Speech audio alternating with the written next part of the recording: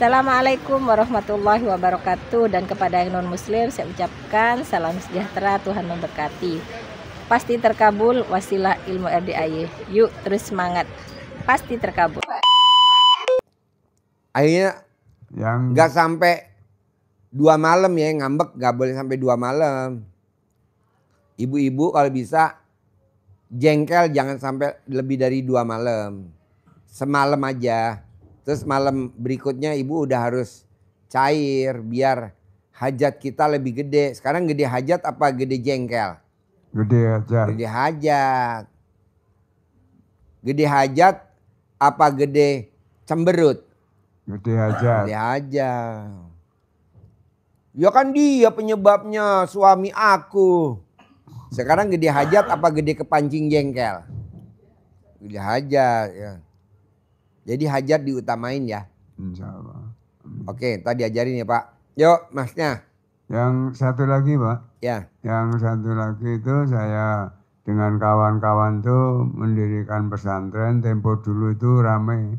Tapi sementara pengasuhnya itu khianat Pak. Jadi bubar. Sekarang dihidupin lagi. Ya karena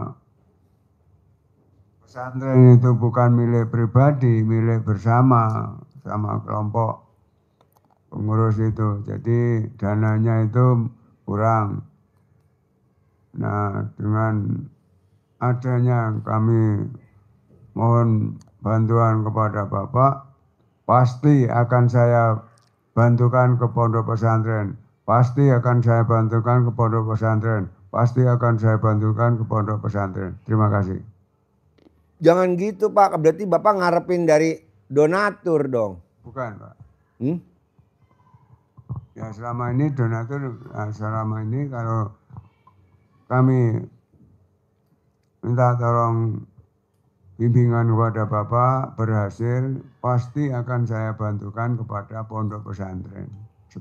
Kan duitnya belum ada, namanya offside. Ya.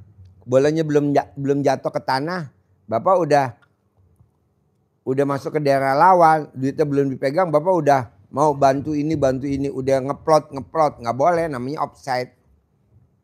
Bapak diem aja, makanya Pak, saya nggak setuju Bapak dan Ibu berdoa, saya nggak setuju. Kenapa? Lebih baik baca Quran aja. Karena kalau kita berdoa lagi, belum dikabulin, akhirnya Bapak dan Ibu mutung. Mutung nggak? Hah? Pastilah. Coba lo ceritain. Lebih bagus baca Quran daripada berdoa sama zikir. Ada gak ayatnya? Iya, jadi ada 2 hadis Nabi tentang baca Quran. Yang pertama, barang siapa yang disibukkan dengan Al-Quran, artinya dengan membaca Al-Quran, itu diberikan keutamaan yang lebih oleh Allah daripada orang yang berzikir dan memohon doa. Maka orang yang membaca Al-Quran diberikan keutamaan yang lebih dari yang lainnya.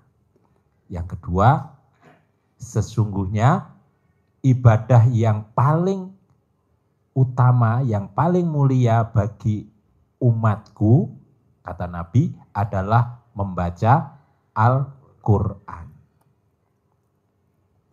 Dan baca Al-Quran itu, kalau di surat Fatir ayat 29, itu salah satunya membikin usaha kita yang dijamin Allah tidak akan mengalami kerugian. Fatir ayat 29. Jadi Allah menyebutkan ada 3 orang yang melakukan apa? Yang pertama, baca Al-Quran.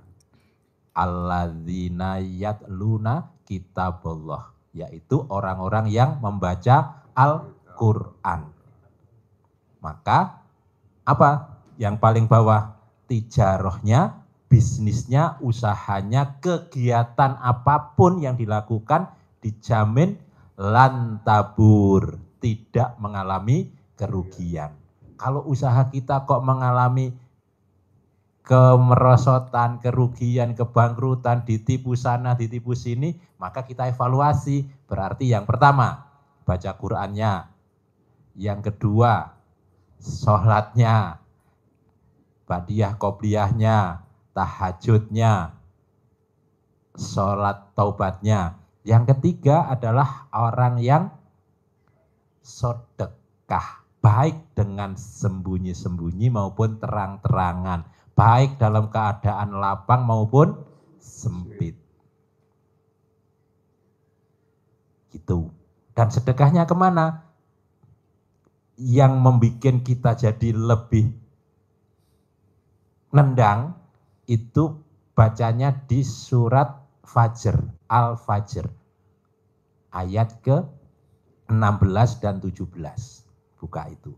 Jadi di situ disebutkan kalau rezekinya sedang disempitkan, sempit, kita biasanya ngomongnya, oh karena ini ujian. Jangan. Allah sedang menghinakanku, membenciku. Itu kata di Quran bunyinya begitu, orang-orang yang rezekinya seret itu seperti itu. Ya jangan ngomong gitu. Kata Allah, bukan begitu. Kalla, bala, apa? Bukan begitu. La tukrimunal yatim. Apalkan itu? Kalla bala tukrimunal yatim.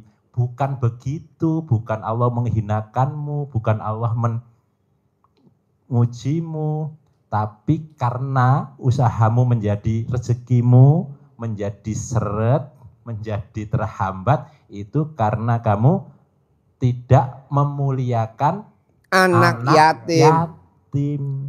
Kita memuliakan keponakan, kita memuliakan tetangga, kita memuliakan fakir miskin, kita memuliakan anak terlantar. Kalau bisa nyari anak yatim dulu, Pak. Karena anak yatim tuh dicontohin zaman sahabat Nabi, dia tiap Jumat ngirim 100 ontaknya isinya kurma, madu, anggur, susu ke tempatnya anak yatim. Nah anak yatim juga bapak dan ibu kita prioritasin. Yatim kurung, yatim yang udah umroh, anak yatim yang udah hobinya tahajud. Jangan sembarangan. Ibarat dokter kita spesialis. Ibarat orang jual gemblong, banyak orang jual gemblong. Tapi kita nyari gemblong mana? Gemblong Bu Juju. Kok Pak Haji tahu? Enak. Gemblong Bu Juju. Gado-gado paling enak kemana? Gado-gado Boplo. Ketoprak enaknya mana? Ketoprak Ciragil. Jadi udah ada Pak, banyak ketoprak. Ada ketoprak mana lah, Cirebon apalah. Tetap enak ketoprak Ciragil bos. Porsi berapa? 38.000. Gado-gado Boplo 58.000. Kayak begitu. Bubur kacang hijau yang dekat Glodok enak tuh. Nasi Padang enaknya Padang Medan Baru. Padang yang lain nggak enak, yang enak Medan Baru. Gimana? Di Pasar Baru. Atau dekat Alam Sutra. Dekat BSD apa dekat Tangerang tuh. Medan Baru. Jadi Bapak juga mesti begitu. Cari anak yatim tapi yatimnya yang spesifik. Yatim kurung, anak yatim yang ditinggal papa yang meninggal masih dalam perut ibunya. Nggak ada Pak Haji. Cari di sini. Boleh gak saya bunuh Pak Haji orang yang pada bunting-bunting suaminya? Boleh tuh, malah stoknya banyak. Jadi kalau ada orang bunting ditanya, Bu suaminya mana tuh? Langsung santet. Jadi yatim kurung. Alhamdulillah. Yatim umroh, yatim tahajud. Spesifik. Jadi kalau Bapak makan rumah makan Padang yang paling enak. Nggak bisa ngalahin namanya rumah makan Medan Baru. Bakso paling enak, bakso kumis. Ada kacang rebusnya sama teh botol. Jadi kayak gitu. Bisa? Oke, sebelahnya. Nama? Gunawan, Pak. Ya, apa yang udah Gun? Saya hanya pengen penjelasan untuk penggunaan centong aja. Centong buat nyentongin duit, lo lihat YouTube-nya Haji Marco ada nyentongin duit. Nyentong buat nyentongin semua penyakit badan dikerokin ada.